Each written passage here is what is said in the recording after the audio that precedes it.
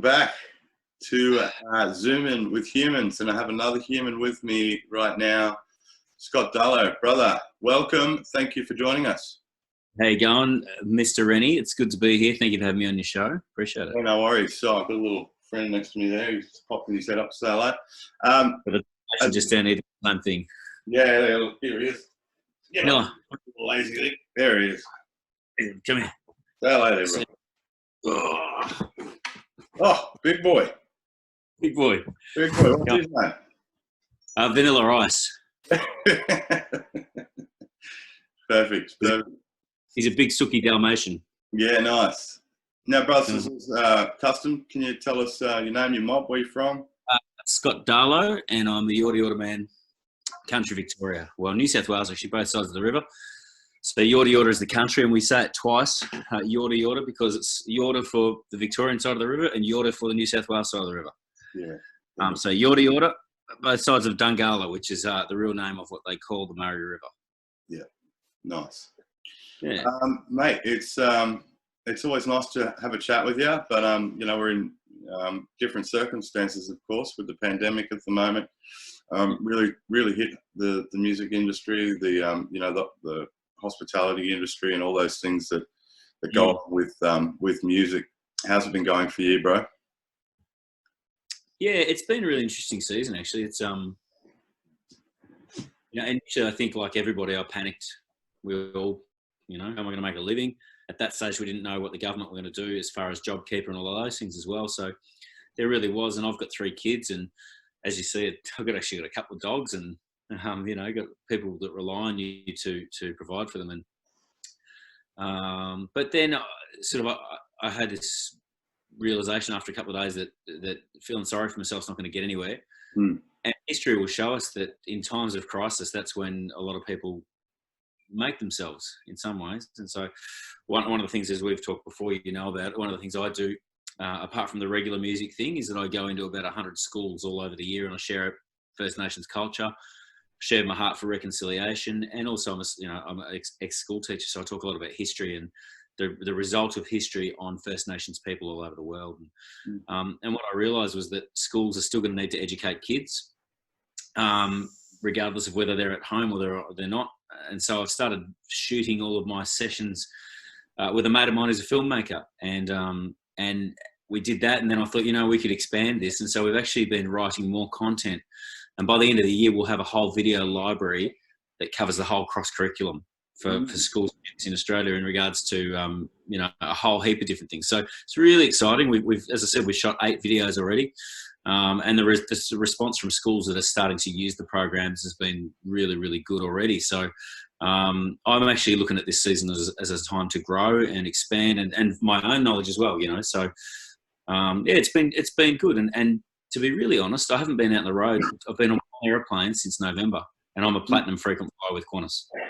So being home has been awesome. I'm seeing my kids every day. There's been, look, apart from the fact that obviously I miss being on stage, I miss playing with the boys in my band, those sort of things that we all can identify with, that we miss about our job.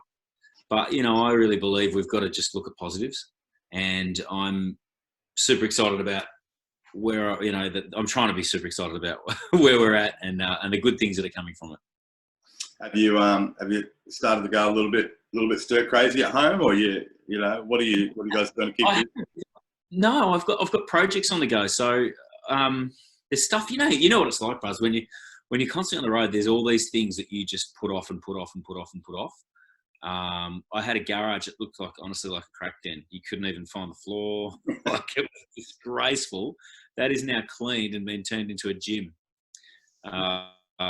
So, I've done that. And I've actually set up a rehearsal space out there. So I've got a drum kit out there. I've got a full PA out there. I bought some chickens. I've been growing veggies. I've been writing a heap of songs. I'm actually got some mates. I've got one mate who lives in San Diego and another who lives in Nashville and another one on the other side of Melbourne. And so we are writing together via internet, and then we're going to make a remote record together. So there's all these things I'm sort of having a crack at, and I'm just trying to use the time positively and do things that because I'm all too aware that, mate, this will finish at some point, and I'll be back out on the road pretending I'm a rock star. So I'm going to Yeah, I'm gonna make some hay while the sun shines. Mate, I've always been a fan of your music. Love what you do. You know, you put a little I don't know, it's a little bit different, and I always like things that are a little bit different. A song like "Sorry," when you've got you know, that language at the beginning, the spoken words, the singing, you know, powerful stuff. Another song like "Down Like Flies," which is you know, a bit of a headbanger, gets you going, and then, you know, "Forgotten Australia," really powerful tune. But "Solid Rock" is one that really jumped out at me because, you know, when you hear someone doing a cover of "Solid Rock," you know, they've got to nail it, you know, because Yeah. it's hard to top Shane Howard and Goanna. But, you know, how are you going into doing that song? Because, you know, you must have felt the pressure. Oh, 100%. And look, I'll be really honest with you. That's one of the reasons I asked Shane to sing it with me. Like, you know, I understand this more now. I'm glad I understood it a little bit at the time, but I certainly understand it more now. Music is the backdrop to our lives, right? And it's the soundtrack to our memories. And so, like, you think about it, when you hear some song that your mates might go, "That's the worst song ever," but that was the song that was playing the first time a girl let you kiss her. You're going, "That's the greatest song ever." Our songs are so deeply enmeshed with our psyche and our memories. And so, you know, I was aware that if you go and do a cover and you mess it up, you're actually messing with people's memories. And people, oh, mate, it's funny. We live in a world at the moment where there's a lot of people who just want to be negative. Stop, full stop. That's it. They just want to be negative. And, you know, so I figured, well, if you're going to do a cover, you've got to do it differently enough to make it worth doing. No one wants to hear you sing it the same way and play it the same way. I know I hear covers of people who do stuff and then, yeah, mate, why'd you bother? That's exactly the same as the other one, except if you've got a different sounding voice, and old mate wrote it better and sang it. You know, so turn around and go, well, let's do it different, which is why we've got those different guitar parts at the start, those thundering guitars that come in, just in an endeavour to separate it from the original. But then out of respect and just out of that whole backdrop, ask Shane Howard to sing it, you know, because I figured if people are going to bag it and the guy who wrote the song and recorded it is singing on it, they've got no leg to stand on, really. So, but also it was a good excuse for me to spend a bit of time with Shane, who's the greatest human ever. There's a lot of pieces. I caught up with him earlier in the year around late last year around the closure of Uluru, and you know, I was sort of just picking his brain, going, could you have even imagined 30 years ago, plus when you wrote that song, you know, you're talking about solid rock, sacred ground, that idiots would still feel, you know, the right to go and walk on it.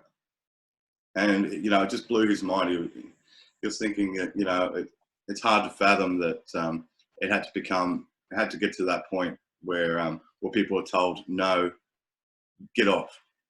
Yeah. There's such a sense of entitlement amongst a percentage of our country, I think, and we see it in everything. But, you know, I think that's where music is so powerful as well, is that a song like Solid Rock can be such a vehicle for change. You know, the question I've had with Shane is, did you imagine when you wrote this song that it would be such an anthem for a country? Like, in some ways, it's almost like a pseudo national anthem.